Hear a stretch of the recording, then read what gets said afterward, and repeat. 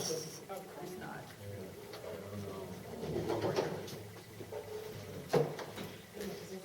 Becky, we haven't met. Oh, I'm sorry, Becky, nice to meet you. Nice to meet you. Can you slide down a little bit? Okay, oh, I just finished playing. That's okay. Why don't I slide, I'll put it on this end. You can slide over. David's there. Oh, David's there. Oh, you sitting up here? Yeah, but I'll sit right here. I'm fine. Yeah. No, that's exactly, this is exactly where I wanted to be. Yeah, thank you.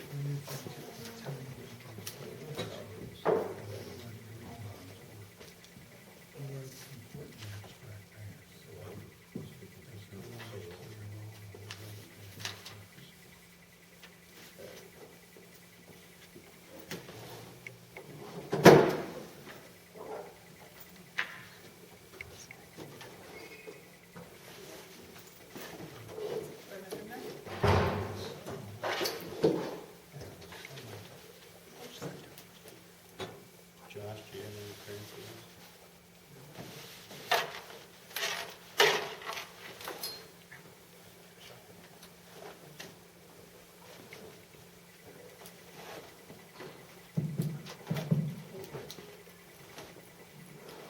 Good afternoon. I'm Peter Consterly. I'm the gallery director of the Sheffield Gallery here. Welcome to the first panel discussion that I've held in the gallery here, but also a great panel discussion for this reality of abstraction show. We'll begin with introductions here. To my left is Anne Sherwood Pundig, and next to her is David Rich, and next to him is Cecilia Whittico Doe. Is that close enough? Kat Belko, Vincent Brillo, and Becky Yarston. So, welcome all, and I hope this is going to be a lively discussion. I've typed out some just kind of general questions about what the show is about, and maybe to steer the discussion into the idea of abstraction in contemporary art today. We also have a mic here, or we can just play past the mic as well, so I'm not going to be talking very much here, I hope. But the first question that I've comes to mind is, how much do you identify with the abstract expressionists? And maybe we'll either just go down the line at first and then open it up to more discussion. Sure. I had the opportunity to review the Abstract Expressionist show that's in London now, which was an opportunity for me to really think about, revisit what this important kind of period in American history was for me. And just, it struck me that, it's considered the first legitimate American innovation in the visual arts, abstract expressionism, and it felt timeless. The resonance of the innovation of the material use and the scale, in particular Clifford Still's work, I could identify with it and felt that it was still relevant. How much do I identify with the abstract expressionists? I'd say about 29%. When I was in high school and I first got serious about painting, I lived in Chicago, and the Art Institute there had a big retrospective, I think it was about 1968, of de Kooning. So the struggle that went into the work, the changeability of it, the funkiness, there was all kinds of qualities about it that really made an impact on me. So some of those painters were some of my first loves. in a way when it came to painting. On the other hand, there's a lot of sort of historical baggage from the abstract expressionists that I don't particularly feel part of, nor do I want to be part of it. And some of that is just sort of guilt by association, having to do with attitudes about things being universal. I don't exactly share that. I came of age in a little bit more of a skeptical kind of time, but I think the improvisational qualities of their work continues to make an impact on me. I guess leave it at that, but just to say that maybe it is, by the time I hit art school, 1970, there had already been about 3 generations or so of people doing kind of bad versions of abstract expressionism. And I think that's one of the reasons that people always are trying to question a little bit their relationship to historical movements and make sure that in some ways they're doing something, putting something together in a way that resonates in the present time. But being a painter, I would say there's more than one way to be of our time, because painting itself is already considered somewhat old-fashioned, and yet for me it's still very charged and relevant. I went to school in Buffalo for my undergrad, and I frequented the Albright Knox Art Gallery across the street from the campus, and there was a room of Clyfford Still paintings there, which I guess is still there now. And that was my first experience with his work, and I felt dwarfed by it pretty much. I loved it, and I had a love-hate relationship with it, I think. And then I was introduced to Joan Mitchell's work that I really loved. And I think that what David was saying about the differences between the abstract expressionists, I think it's very important that you have someone who works with maybe some kind of a drawing, like de Kooning, for instance, did a lot of drawing in his abstract expressionist work with the paint, and as did Pollock. And then you have someone like Joan Mitchell, who was not, for me, even in her black paintings, she didn't really go to the same places that the other Avex artists went to. She went to in fact she was criticized, I think, for her lyricism in her work. And it was lyrical, even the black paintings have somewhat something there in them. It's a place that she was after. And that's why I always admired in her work. And then there's Louise Fishman, who I think is a fabulous, wonderful Avex, the next generation artist, but also affiliated with that generation.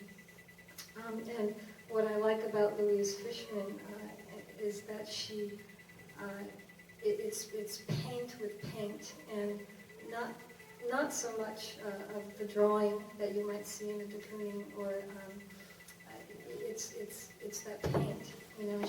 She's also after a place. A place that you can settle into and you can kind of swim in her paintings. I also like the artist, if I can remember her name, Jackie Socaccio, who is more current, a younger painter than Louise Fishman. But she, you can kind of swim in her spaces too, that she makes, and she deals quite often with the middle of the picture frame, which is kind of a dangerous place, and she brings you right in there with her. It's kind of, for me, another form of abstract expressionism, and it's maybe more related to Joan Mitchell than others. When I went to college in the late 90s, while my teachers weren't abstract expressionists themselves, I'd say that the ideas of abstract expressionism sort of permeated the way that they taught. And I didn't really understand that until many years later, when I reflected on this sort of specific context in which I learned to paint and tried to shed some of my prejudices, actually. I think there were good things about that, and there are things I took from that kind of early influence of abstract expressionist ideas, and then things I was happy to move away from. On the positive side, I've always loved the idea that a painting can be a world in itself, that a painting can come out of action, that it's a kind of a personal journey of discovery, and you don't know where you're going to end when you begin. That's been a foundational idea in my studio. On the other hand, I think I felt very hindered by just the kind of bravado associated with the practice of painting, that you had to kind of be really tough and work all the time and be in the studio from 9 to 5 every single day in order to make any discoveries. That hasn't matched my life, and I've been happy to find alternatives. That said, the first kind of 20th century painter that I loved was de Kooning. There was a wonderful retrospective in New York in 96 or 97, and I saw that with one of my closest friends, and I remember kind of just shocked in the middle of the show, thinking, this man was alive, that someone else lived. And I think in the gesture, that's a big part of what comes when you experience abstract expressionist work, is that this, that sense, visceral sense of another life and encounter with that. And that's still quite important to me. Hi, my name is Vincent. I have a very short answer. I do like the abstract expressionists. I don't know how much I identify with them. I never really thought about it like that, but they seem to paint from emotion and put motion into their paintings, and that's what I like to do. I paint a lot of time from emotion, and so, like I said, there's a short answer, and thank you very much. Thanks. I don't know how much I relate to abstract expressionists now. I mean, when I first started looking at painting and thinking about paintings, I mean, these were the paintings that I loved, and the paintings that I just, that sense, like Kat was just saying, the sense of the person there, like, with these paintings, you feel the artist, you see the mess, you see just the incredible amount of materials, and new stuff was happening. It just was very exciting looking at these paintings. But, like everything, you look at it, you process it, and then kind of filter it out however it's going to come out. And for me, it started, scale was a big thing. It did feel like this. There was so much sort of machismo tied up in these, with all these, the guys doing these huge paintings. And I don't know, that felt, that was something I had to kind of consider and process and think about. And then I also started feeling like some of them were, like they were almost taking themselves too seriously. And I felt like, well, I like more, I like kind of humor and personal touch. I don't know, just more kind of intimate detail versus like these big grand, like I'm taking over the world, this kind of feeling. But I went to school I studied at New York Studio School, which is down on 8th Street. And that's the part of the city where all, these guys were hanging out at Cedar Tavern, and it was there's so much kind of romance surrounded with the abstract expressionists that's very appealing, and just, I think it was such a particular time that I don't think could be recreated now, but as for my own painting, I feel like I've sort of, it's kind of the opposite, small, intimate, personal. Yeah.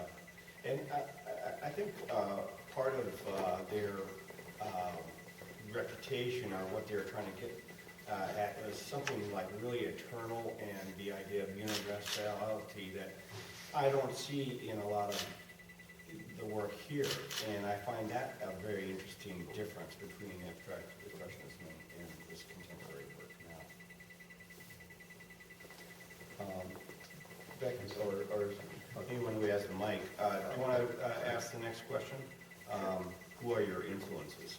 Okay, one of my influences is El Greco, which might seem unusual since I like painting abstract, but his work is tinged with, I'm not quite sure how to put it, not quite abstraction, but if you look at his paintings, they're figurative, obviously, but they go beyond that. I can't really explain it, but I think he's just a wonderful, wonderful. I'd almost call him a modernist painter. And I like his colors too, a lot of purples and blacks. So he's one of my influences. Another one is Hans Hofmann. I like Hans Hofmann quite a bit. I was in a gallery, not a gallery. Yeah, I guess I was in a gallery in New York, and I was walking around, blah, blah, blah, wandering around. I went into a back room. On the floors, there was just this Hoffman painting just leaning up against the wall. I said, geez, I could just pick it up and walk right out with it. I never would do it, but boy, was I tempted. It was beautiful. And I think the greatest exhibit I ever saw was in the Museum of Modern Art. I don't know when it was. I'm trying to figure out. Maybe around the year 2000. A little bit later, it was Jackson Pollock, and it was my first real intimate views of his work, and to me it was just absolutely stunning.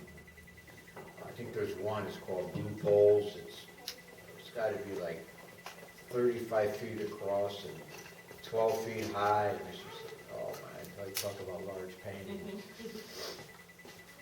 But it didn't, because of the way it was painted, it didn't seem so like incredibly huge. It just seemed like a great painting. And I liked him a lot. And I like a lot of the Renaissance painters and sculptors also quite a bit. So I guess a lot of those guys are my influences. And I love music, and music is, I think, involved in my work a lot too. I get some of the motion from the music.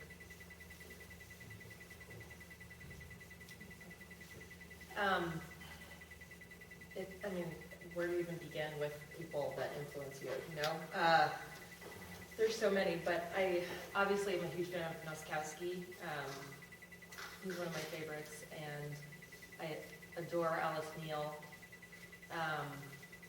For that, again, it's that same kind of the materials, the sense of the artist working, the incredible emotion she could get into the paintings. I love Amy Solman's work, Guston, of course, the middle abstract ones, and then the late work, which, you know, the late Guston were such a, talking about abstract expressionism, such a just kind of breath of fresh air, you know, seeing this, like, after all of that work, then seeing this, like, just intense, open, like, anxiety, just this, like, all this stuff in the work was, I mean, I love those paintings.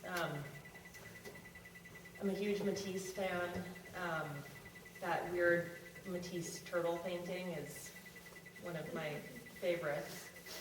And there's a Courbet painting that I have kind of made a lot of work around. The Burial at Renan, or Funeral, Burial, right? Is a painting for some reason that's always kind of in the back of my mind.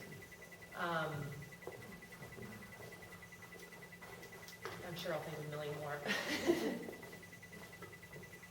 I find that my tastes change all the time, and so I've been in different places over the years, but right now I've been looking at a lot of contemporary work, and I think there's a lot of great abstract painting happening right now, which is exciting.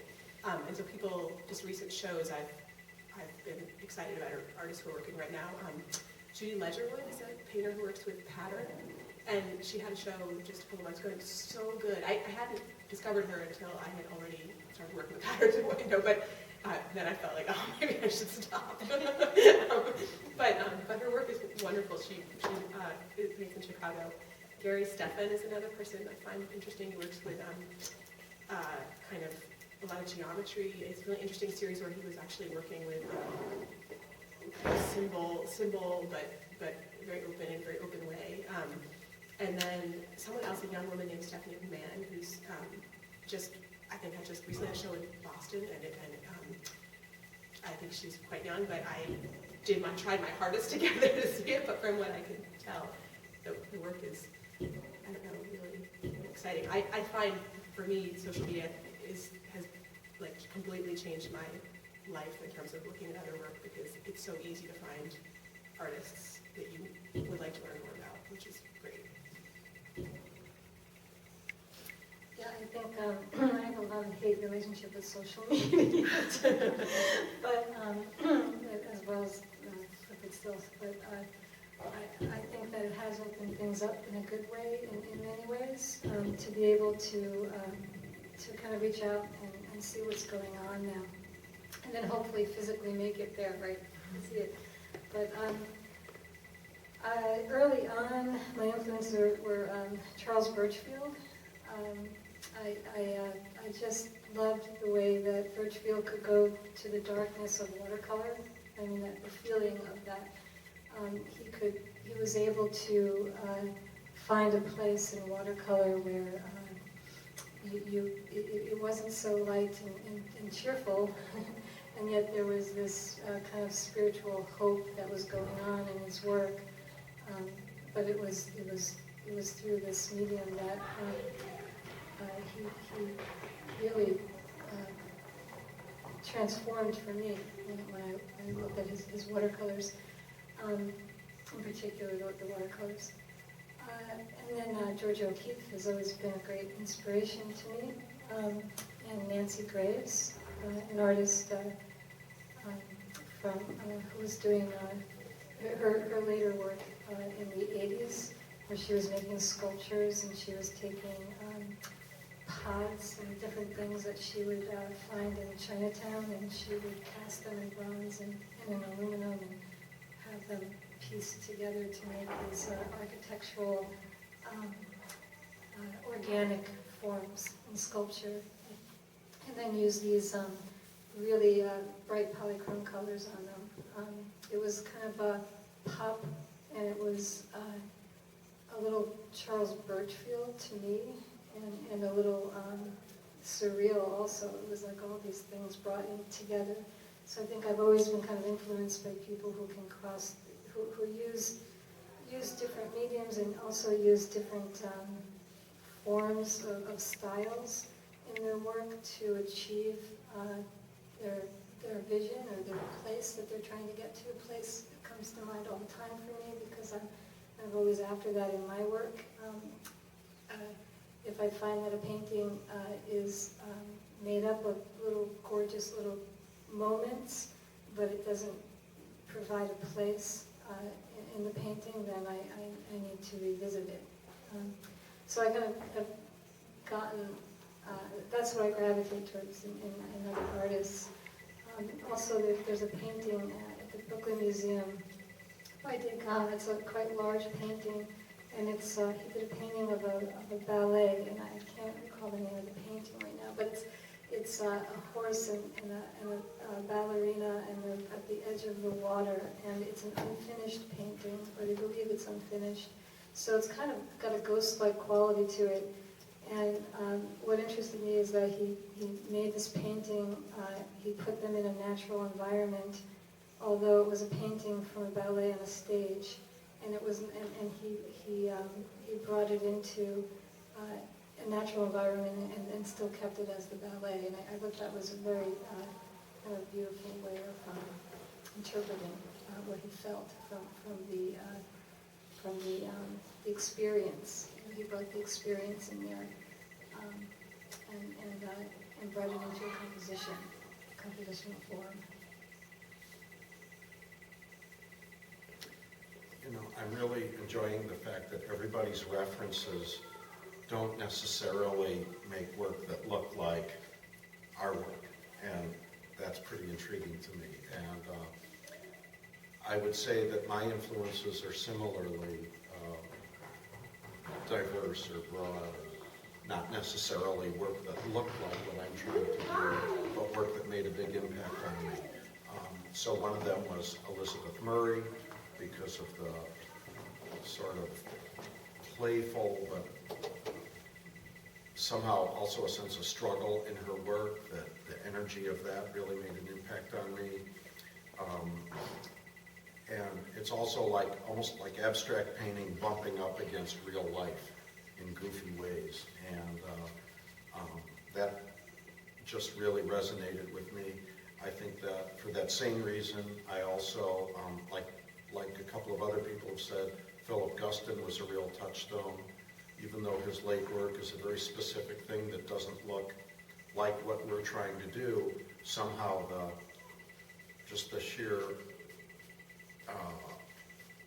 insistence on bringing the work back in touch in some way with lived experience is so powerful that we maybe have to find our own ways to do that, but he was a real touchstone for that. One or two other names that I heard already that also hit a nerve with me are Amy Sillman. I've just really enjoyed the concentrated, playful, but somehow pared down quality of her work. Thomas Noskowski also has made a big impact on me because often I'm seeing paintings of his and they don't necessarily look that much like each other. And I feel that he somehow has been really tenacious about making himself available to what that particular painting needs and going to different places as needed in his painting adventures. And so there's a certain concentrated quality that tie them together, even though they each have pretty different ways of, they appear different, and they're modest in scale, but he opened up some important kind of psychological space for painting that still means a great deal to me. I agree, it's really interesting to listen to everybody's, it's just this wonderful kind of pool of references throughout our history. And as I was kind of comparing what I had thought about beforehand after listening to everybody, I think starting with, we've already discussed the abstract expressionists, that pulling from, in particular, the idea of gesture and body leading to performance, dance, that kind of thing has always been an influence for me. It's like a concurrent interest along with painting. So, early in terms of strictly painting influences, I always go back to Manet for a lot of reasons. The paint handling, in particular, and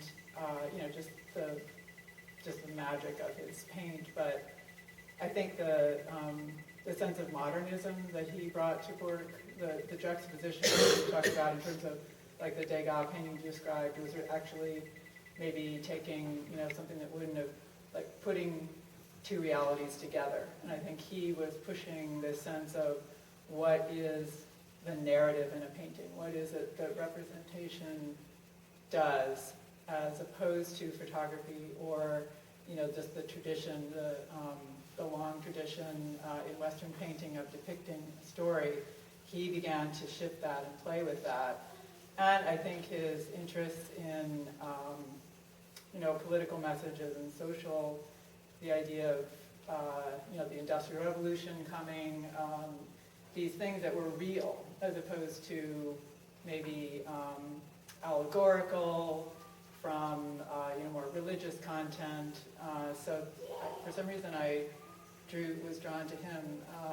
Many other painters come to mind, Matisse, Joan Mitchell, many of the ones you've discussed, but I found the work that I'm doing now obviously it's bringing together the essence of my interest in performance and dance and movement and gesture that comes out of painting, but bringing that to bear through selection of materials, certain color in the vocabulary, with bringing space, not using space as a window, which is a kind of core tenet of the painted experience, which is great, but having it come out into the space in a sense, making, us the subject of the painting.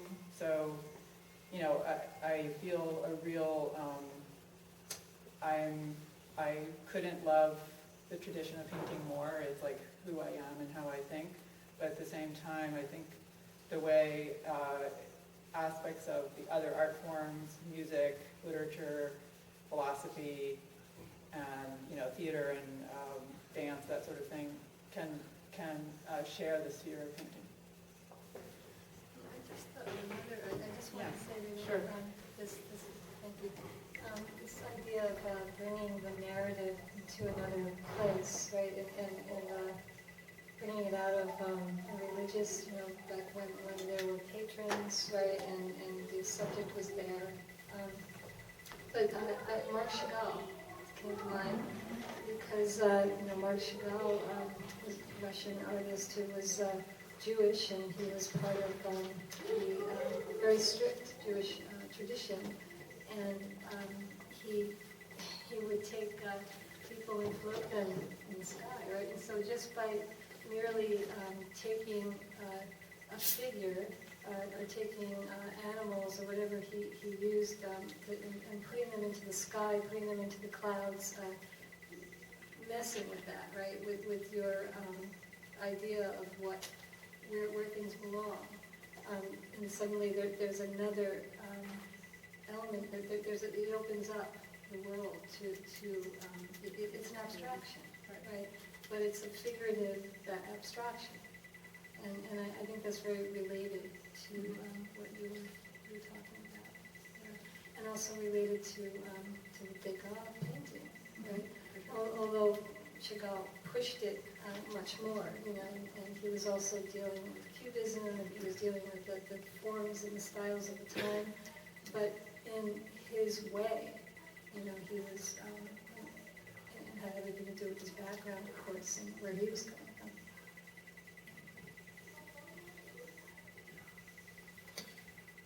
Yeah, there's a really great little sketch of Chagall who did a figure and combined architecture.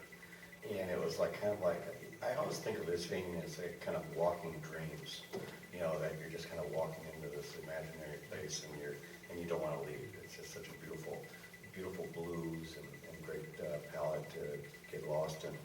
I'm going to skip down. I did mention some of the painters that are working today as well, Terry Winters, Bill Jensen, and Joanne Greenbaum. And Joanne Greenbaum has been around probably for about 10 years or so, but I think she's a very interesting abstract painter because she uses mixed media, ballpoint pens, and then she's kind of grappling with the idea of unfinished painting versus finished painting. And of course, abstract expressionists would sometimes leave paintings unfinished in order for the viewer to finish the painting with themselves. And so I feel like that's a kind of a tenet in abstract expressionists as well. But I did also want to just skip down and so do you feel the viewer should be able to know what your painting is about? Feel responsibility. Yeah. Well, I just I thought about this in relation to I just saw 2 movies about aliens. One was the Close Encounters of the Third Kind, which I saw on the plane recently, and then we saw Arrival last night, which is very similar. And they're also about language and communication. So this idea of intention, should the viewer know what the painting is about? So do you intend the viewer to know, what is it that you intend to convey?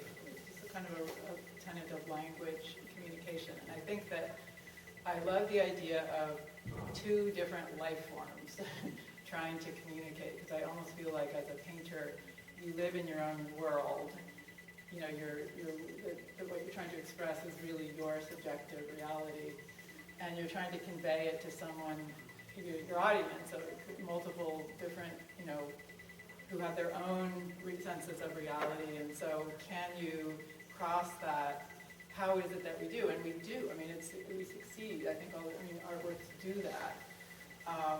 So without answering specifically, this painting for me is about X and Y, it's this sense of, especially within the realm of abstraction, but I think in any painting, whether it's narrative or allegorical or figurative or any particular style, is that, what is it that, can you convey this sense, this core sense of, your intention?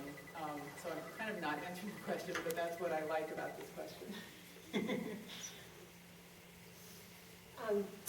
I teach a class in my college, sort of a visual culture class, and about how to look at work and how work works in our world, how painting behaves or how it contributes to our culture. And we read Kant at one point, which is kind of frustrating for everybody, but notoriously frustrating, but really interesting ideas about the kind of knowledge that art brings into the world, that this is maybe not a knowledge that can be, that's about language, that it's not an idea in a way that you can say that's exactly what that means, but still it's a kind of knowledge. And I love that so much about visual forms and painting in particular, that it is something new that we, as a painter, I don't really know what my work is about. I mean, at least I think as an abstract painter, I don't, it's very fuzzy to me if I were to try to turn that into language, but I think the kind of this Kantian visual knowledge can be very clear. I also think about, there's a great Susan Sontag piece about, called Against Interpretation. It was written, I think, in the 70s, and she talks about how sometimes talking about work, asking work to have content always, you can end up missing the point of the work. And in the end of the piece, she calls for an erotics of art rather than a hermeneutics of art. So, the idea that art, its very presence can move on us and give us some kind of meaning that's physical, embodied, so I'm interested in that. It's a long answer to this question, but I guess at a point, I think that's really what I hope my work communicates.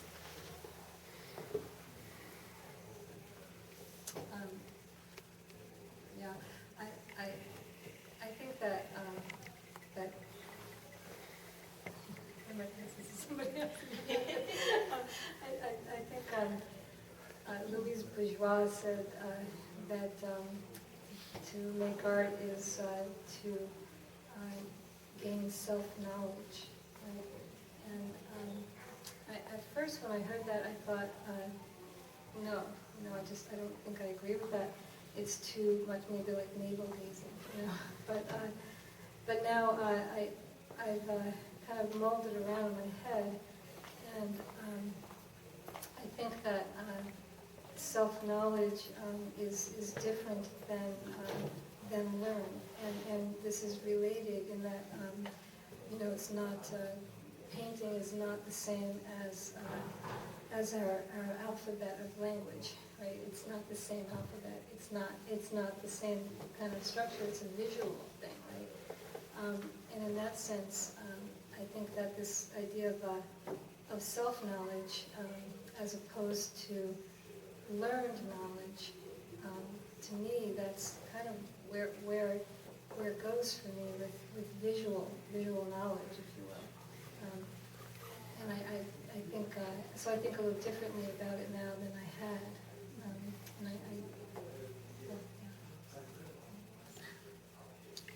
Yeah, I like the idea that the viewer has to get a sense of what the thing is about. Possibly they get that sense after they've been engaged with the work for a while. I'm not sure that it's supposed to be super easy necessarily, because I don't really think in literal ways. So I'm not trying to tell the viewer exactly what to think. But on the other hand, I'm trying to make a work that's non-literal, but it's still very specific. So to my mind, when it's unresolved, it bugs me. I almost feel like the painting is working on me, and I have to stay engaged with it until it's resolved. And when it's resolved, it becomes this kind of like chunky container of compressed trains of thought into one piece. And I like the idea that viewers can spend a little time with that and begin to get a sense of what it's about. So one or two examples are that my wife and I have adjoining studios, and she has presses and stuff like that that make it hard to move in her space. And my work is on the walls, and my mixing tables are in the corners. So I have a big open space, so we used to have some events in my space. And one event was some music friends did a concert. Another event was a poet friend did a reading. And I had people come up to me after a poetry reading or something in my studio and said, you know, I came in here at first and thought, oh, murky paintings. And after I was in the room for about half an hour, I felt like this little chunky shape of blue sort of floated off the painting and nudged me in the shoulder. And the space seemed to open up a little bit. And it was like, that wasn't exactly something I intended, but I really found that to be intriguing. Another guy came into the studio, not for an art reason, but just because in the days before cell phones, we had a phone, and this guy on the loading dock that was just a truck, you know, doing a delivery, needed to call somebody and asked if he could come up. So he comes up and uses the phone for a minute, and then afterwards he says, so I'm looking at these paintings, and it seems solid, but then like everything sort of switches, but then it's solid again. You pretty well got it. So I like the idea that in some ways abstract painting doesn't have to try to be for everybody, but on the other hand, it is for anybody. In other words, if you're just willing to engage with the work, hopefully there's something there that, you know, at least becomes provocative in some way. And I guess the last point I would make would be that if someone wildly misinterpreted the work, it would bug me. So that says to me that we are going for some kind of communicative thing, even if it's hard to say literally exactly what that is.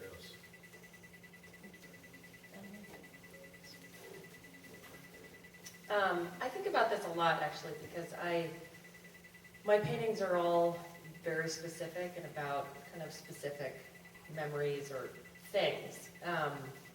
And people ask me this question all the time, like, because no one would ever get my stories. You know, they're so specific and so like no one's ever going to get them, and that's fine with me. I title the work to kind of give a way in. Like, I think people need a starting place sometimes with abstract work. So I title them, but not everyone looks at the titles. I think the most important thing for me, I don't like having to read a statement in order to kind of get something. Like, I want to be visually engaged with the painting, and I want it to make me think. And I think at the end of the day, if someone wanting to spend time to look at it and think about it is kind of the best we can hope for. I mean, that's kind of the goal, you know? I never studied painting. I studied literature in college, and I remember one class we were discussing a poem, a modern poet. I don't know, obviously I don't remember who it was.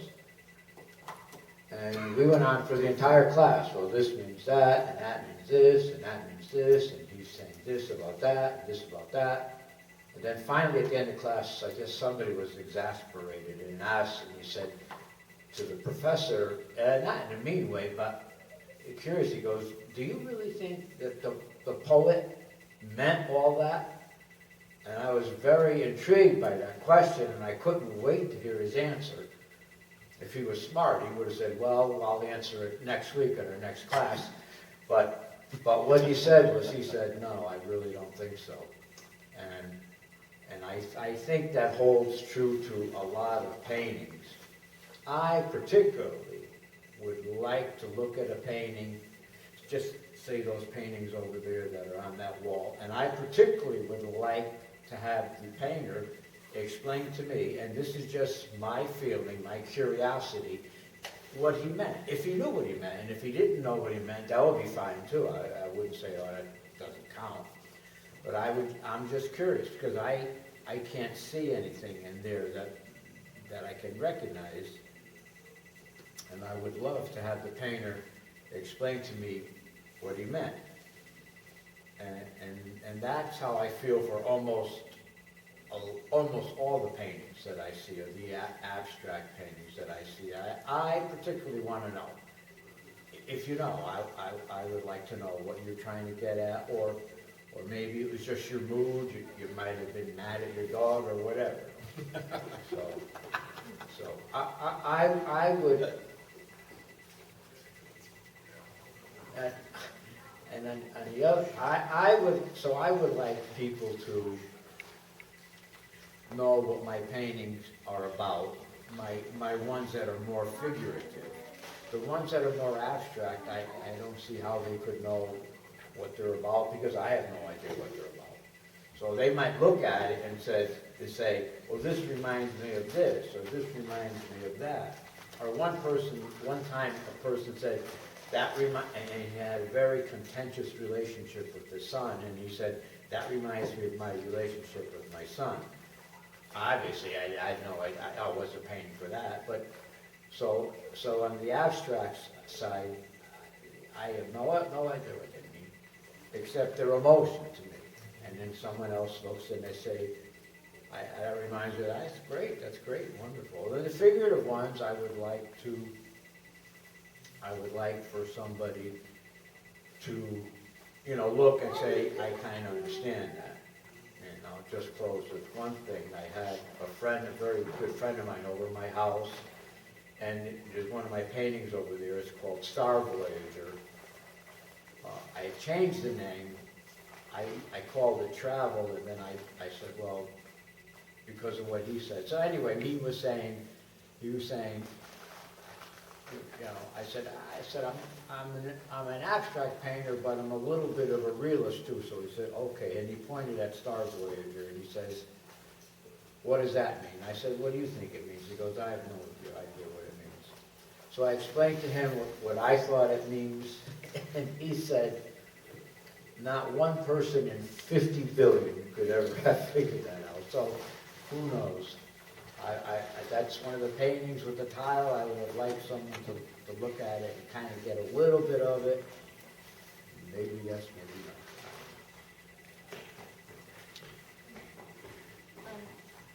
Yeah, I think that rings true for a lot of work and a lot of artists, that I certainly don't ever want to find myself in the position of explaining one of my paintings. I had students also, and I was showing a student how to draw something, and she said, oh, I wish I could get inside your head. And I looked at her and I said, no, you don't. You never get out, right? Believe me, trust me, you really don't. But I think the more I work, the more I feel that it is the artist's situation to find something in their work, and it is the viewer's situation to seek and to search. And that's how I like to lead it. That's my I have another thing I want to add. The other kind of issue related to this about whether or not if you are going to explain your work, so with my paintings, I run into this thing too, where I don't necessarily want to give up, like the very specific ones, I don't necessarily want to give up this specific memory or whatever, because then you're spelling it out for somebody, and then it sort of closes it down. Like, oh, so you mean that's supposed to be this, or, and even for myself when I'm working, if I start recognizing something about what the painting is ultimately about, it almost ruins it, because I'm not interested in illustrating something. And so if I get an idea in my head about, oh, these two colors have to do with this, thing from when I was a kid, then it kind of stops me, because then I'm thinking of it as this direct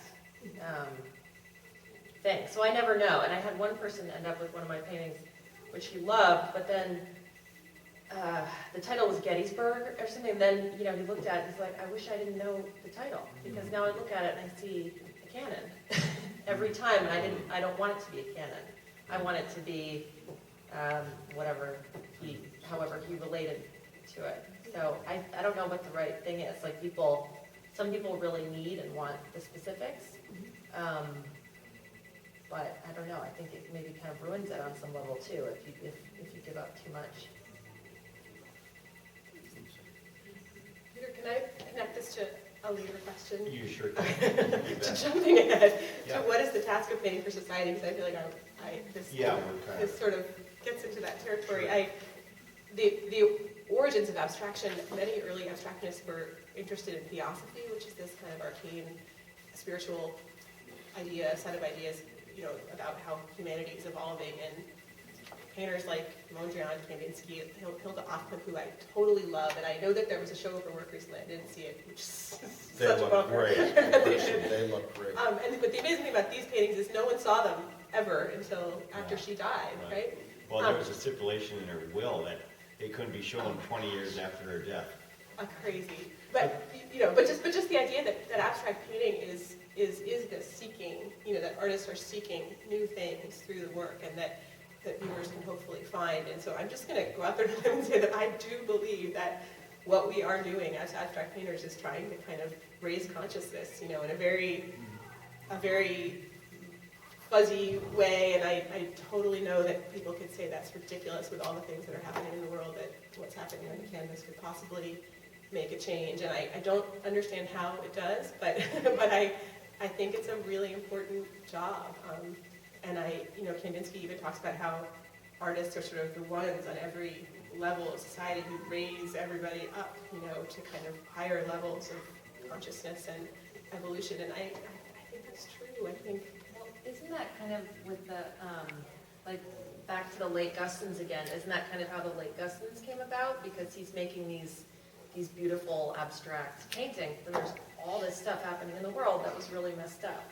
So then, it's almost like I can't say enough painting this way. I gotta just put all my frustration and anger in this direct, I don't want to say obvious, because that's not the right word, but just this direct, very clear way, which is, hopefully I don't know, I hope we don't all have to start doing that now, but Lots of people.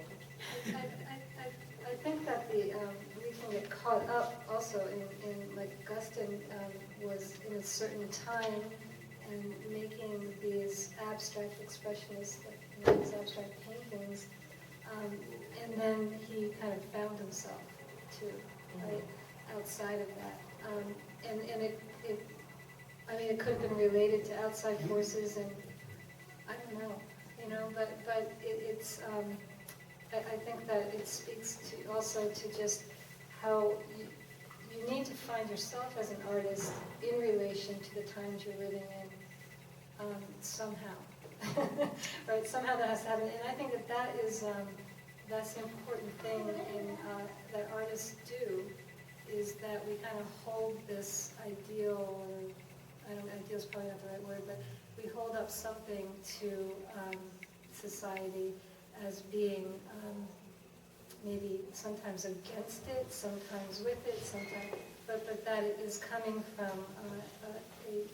it could be coming from out of art history, but it's also coming from that particular artist at that time, and it's like poetry, it's close, most closely related. I think painting is most closely related to poetry in that way, because that's what poets do.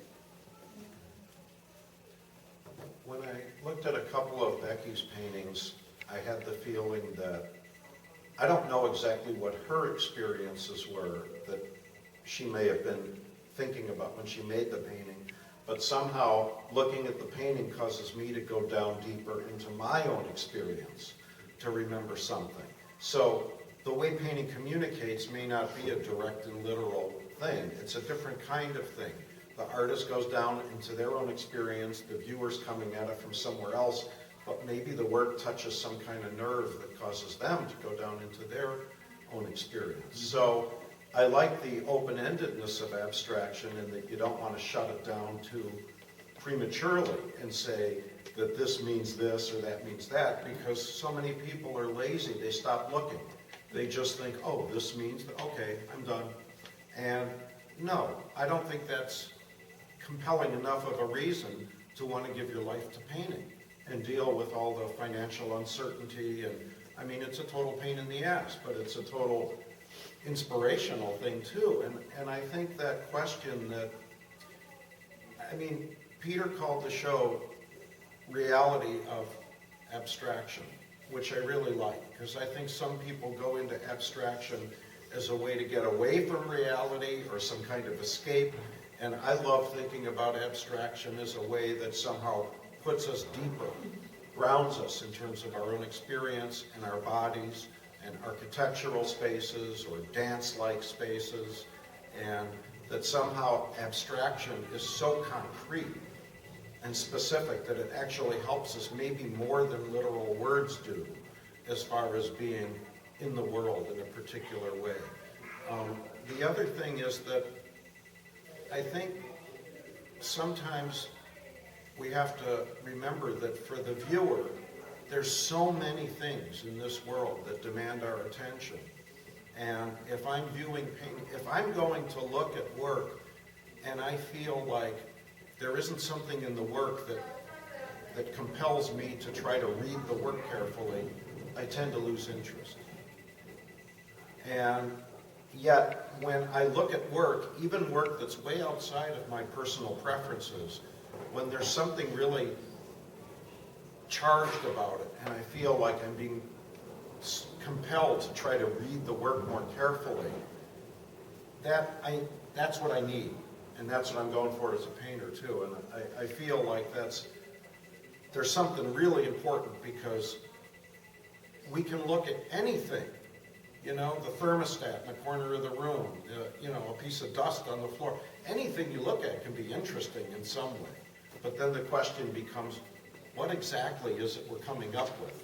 So we have almost like a double function. We sort of go down into experience and we're playing and exploring and all that. And yet we're also still somehow deciding what to bring back. And there's some kind of communicative thing that I think has to be there if the work is going to stay with us over time. Let's see, Kat, you mentioned touch, right, earlier. This question of the, you know, unique quality of painting as a vehicle within, you know, what role does painting have? I think the fact that it's handmade and it represents an individual's point of view. I mean, you know, Kant's Critique of Judgment was reading that was one of the more meaningful things I've done in the last 20 years. And the idea that the subjective voice is valued. It's something that, you know, as a parent, you know that you need to convey that to your child, and as a society, we frequently see, you know, a sense of not understanding the importance of each individual subjective perspective and voice, and I think that painting gets at that in a really efficient way, because you have to make, you know, one person makes it with their hands, and so then that's what you understand first and foremost, the body-like aspect of the painting, even, you know, bones and skin and the sensations that you read are all, you know, unique to painting. So I think that's its power, and even if it, so I'll just leave it there. In a world barraged by images, what images are sacred, and what do we want to take with? And Kat, did you want to say something real quick? Oh, unless you want. Well, I just, there's so many interesting ideas coming up, and Richard Tuttle came to give a talk at my grad school once, and he said, it was the most bizarre talk. He came into the room and he said, had some studio visits, and I've determined that none of you love yourselves enough to be true artists, and also none of you have any idea how powerful art is. You have no idea. And, you know, and everybody was sort of like, just didn't know what to make of that and was vaguely insulted, you know, but I feel like that just those themes of, you know, sort of self-knowledge and the consciousness raising qualities that painting has have, you know, resonant, and it seems like something that a lot of us are touching on now.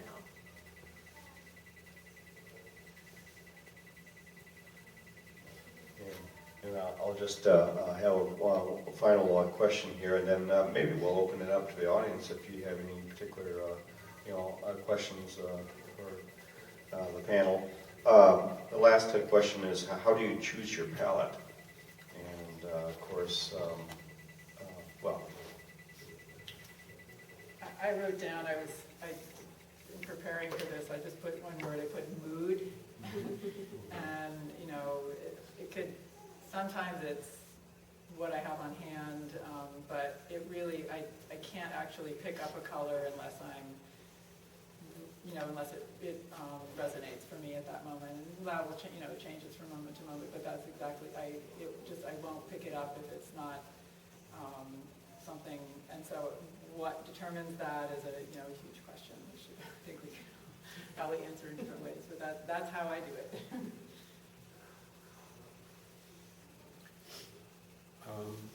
Well, I guess for me, it's kind of, my roots in painting, I kind of trace a lot of things back to when I was working from observation. So, like for example, if I look at this man's face, his skin tone is relatively light, but his face is a little bit in the shadow.